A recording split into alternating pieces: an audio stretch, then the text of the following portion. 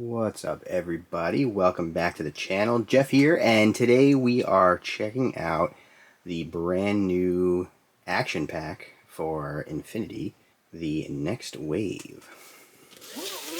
So this is basically the contents of the pre-order bundle, which is a common thing that Corvus Belli does. You get the action pack, you get usually at least an extra model or a set of models, which is, in this case, the alien dinosaur, and then you get a sort of bonus model for free. And this is actually a cool one because it's a war core, which is usually human, but this is actually a combined army war core. So if you're not familiar with Next Wave, these are basically the humans who have formed an alliance with the combined army. And technically there's a truce between the combined army and the rest of the human sphere, but these are sort of humans that have joined up and are kind of fighting alongside the combined army at this point. So you get this really interesting mix of the aesthetics of some of the more human armies with a combined army sort of flavor. A lot of the weapons are very clearly combined army. A lot of the armor and the clothing is combined army. And we get these cool new dinosaur aliens, which you couldn't possibly come up with something that is more my jam than a dinosaur alien. So I'm pretty excited about that. This was actually sent to me by Corvus Belli to check out and do some content with. So huge thanks to Corvus Belli for sending this stuff over. And I think we're just going to dig into it and see what we got. So unlike the starter boxes and some of the other themed packs that they do, the action packs are pretty no frills. It's basically just a good way to get a solid chunk of models. So it doesn't come with like dice or a book or anything like that. If you're not already an Infinity player, worth noting, all the rules are free, so you don't need books. But there should be 10 models in here, which means we should have 10 bases. These are your standard Infinity bases. The nice thing they do now is, you can barely see it there, but all of the bases now come with these little arrows on the sides. They're actually physically on the base that allow you to mark their facing, which is really cool. It's very hard to see on camera because that's all black, but hopefully you kind of get the idea. So 10 of those.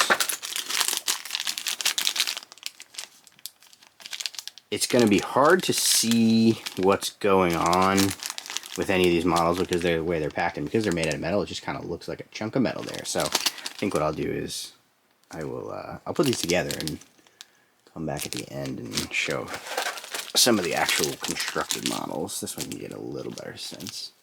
Most Infinity models come in 4-ish pieces. Usually there's a body, 2 arms, and maybe a backpack or a head antenna or some other fancy thing.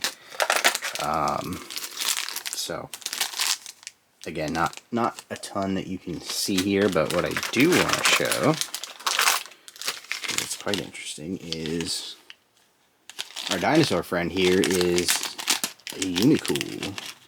So this is like a hard plastic PVC type. It's almost like a cross between resin and plastic is how I would describe it.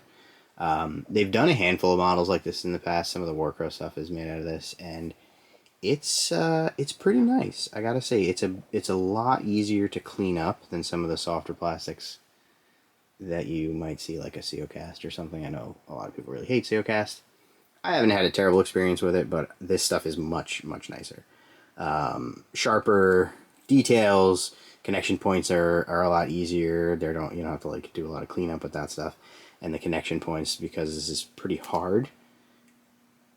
See, I didn't intend to do that, but yeah, these will just come right off. So it's not a ton of work to clean them up, and you can kind of treat them more like a normal plastic kit that you might be familiar with from other companies. You can just kind of go at them with a file or whatever you use to clean up your models, and it's not too much of a pain. So as you can see, this stuff is keyed very aggressively, which is really good, because when you try to build it, there's no mistake in that, and it doesn't wiggle. in the joint, so it's very easy to know where things go. Because of that, though, you'll typically only see this for the bigger model. So this is a bigger silhouette. It goes on the bigger base. It's obviously just a bigger model altogether. So you can do things like key it really aggressively. Some of the metal most of Corvus Belli's metal models are keyed pretty well, but in some cases, if there's a slight miscast, or if it's a smaller model, especially the female models, they tend to be very small. It can be a little bit of a pain to put those together. So this is cool to see. I do like the Unicool stuff. I haven't heard anybody complaining or saying that they're having quality control issues with them. I know there has been some complaining about the quality control with some of the CEOcast models, so I think potentially they're just transitioning over to this stuff because it seems like it's better. I suspect this guy will also be a Unicool. This is probably my favorite model. He's a big boy, and you know, alien dinosaurs. They have a really interesting look to them. I've always really loved the aesthetics of the Combined Army. The Shasvastir was one of the first armies I ever really caught my eye and got me really interested in the game, so these guys are not far off from that aesthetic. Holy crap. That's a big fancy base effect. So this is actually a pet peeve of mine. Base effects are cool. I understand why companies make stuff like this.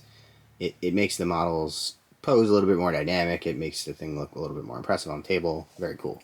But here's the thing that pisses me off. Why are his feet on there?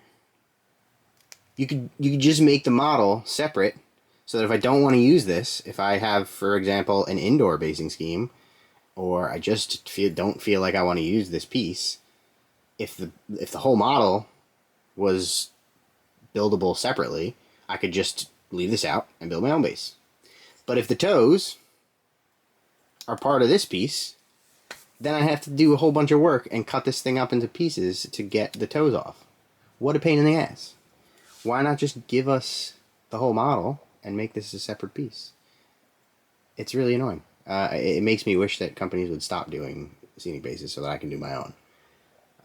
Again, I understand why they'd want to do this. It's easier if you don't want to go through all the effort of making your own base. It's going to look really cool.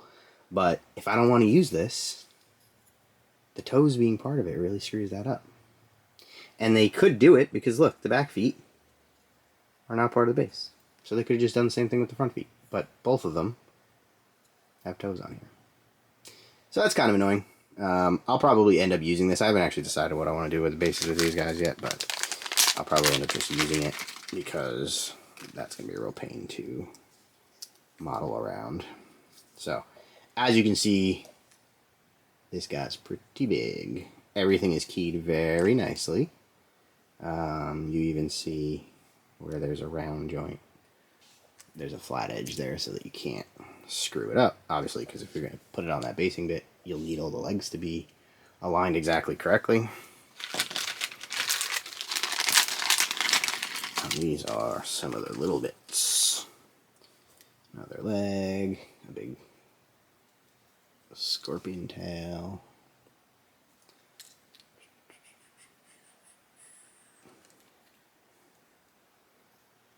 Very cool stuff.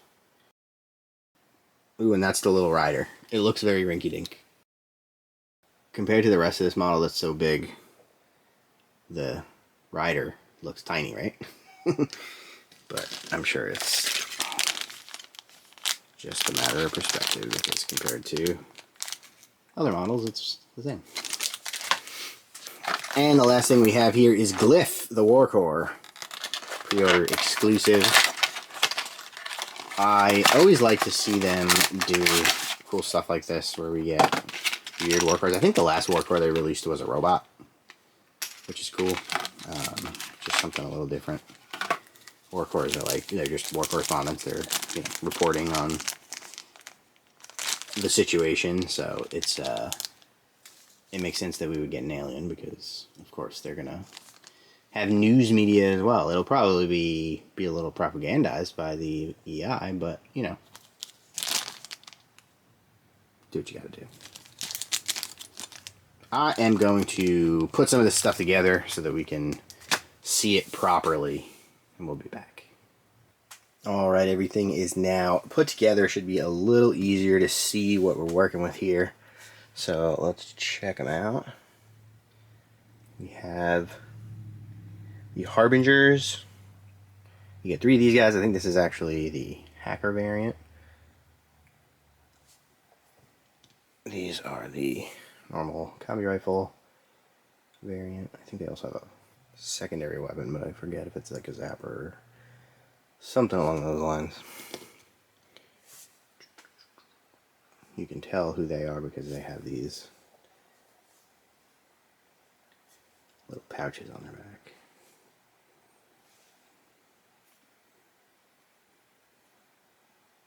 Everything here was pretty straightforward as far as building them goes. If you've built Infinity models before, nothing surprising, I'd say. A couple of them have 2 separate arms that you have to connect up, which is a little tricky. But again, if you've done Infinity metal models before, you probably experienced that. This is the Ironsides with that brolic looking HMG. That is definitely a Combined Army HMG. They're very cool. One of my favorite weapons in the game, as far as the aesthetics go. We have the Cliff Jumper. I like this model a lot. Very dynamic pose. It's got these big thruster slash ailerons on his back. I don't know exactly how they function, but they're cool. I think he's got a boarding shotgun. We then have 2 Rain Dancers. I think that's the Red Fury, if I know my guns. And then we have a big old sword and a contender.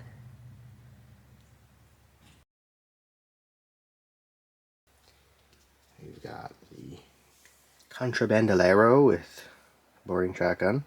It's kind of a cool pose. When she's standing, she's kind of like leaning forward on an angle. I feel like we've seen another model with a similar pose. Maybe I think it was like a Warcore actually. I might be misremembering that, but pretty cool. And then we have the lady herself, Pandora. This model kind of had a lot of pieces. The head's separate, and then these little tassel doodads on her front are separate, but not tricky to do, just a few extra steps. And of course, we have the Warcore. His arm with the pole was a little unusual. I think you can maybe pose it slightly.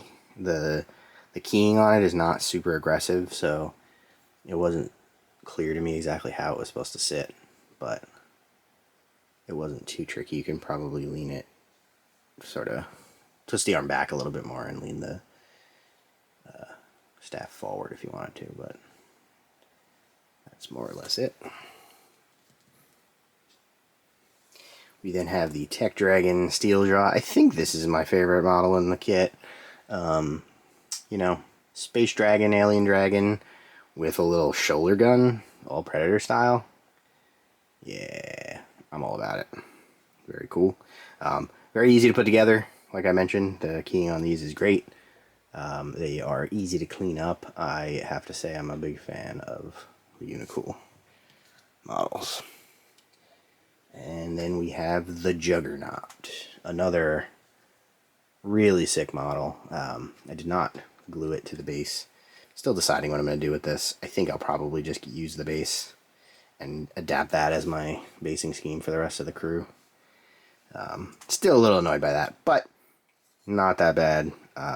Another sort of, not quite shoulder gun, but an HMG off on the side saddle, which I think is really cool. As well as a sword. A couple of these bits did need some bending. I used a heat gun to straighten the sword out, and I think the barrel on the HMG was a little bent, but the mount himself was all fine. And it wasn't hard to adjust the pieces, and they stayed relatively well. You know, they didn't bend back, which is good. So no complaints there. Really, really cool model. I love the sort of downward facing pose. It's kind of cool. You don't see that a ton in models like this, so I like it a lot. I'm looking forward to trying these guys out. I think we're a little suboptimal in terms of a full 300 point game with this, but I'm going to probably put up a battle report sometime very soon after you're seeing this video to sort of run through a game with just the action pack, and then maybe I'll do another one with some more guys. And by then, hopefully, we will have the full rules for everything else that's going to be available in next wave. And maybe I'll then do a 300 point game with some other stuff mixed in, so we can see how they play. I'm pretty excited.